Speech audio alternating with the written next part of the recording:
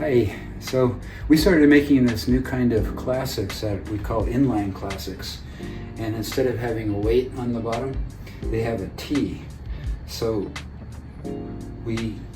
this way you can just fill them up and use them like a regular Blumat Classic and put it in the soil like that, push it down around it.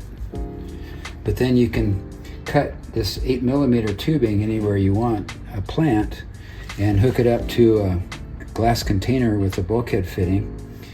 You can just use regular glass or plastic water container, drink, and then put the valve in, and the tubing goes all the way along, and then just put a classic in each pot. And you can see how the same one, you can go all in one line, or you can put a T in like this and go different lines.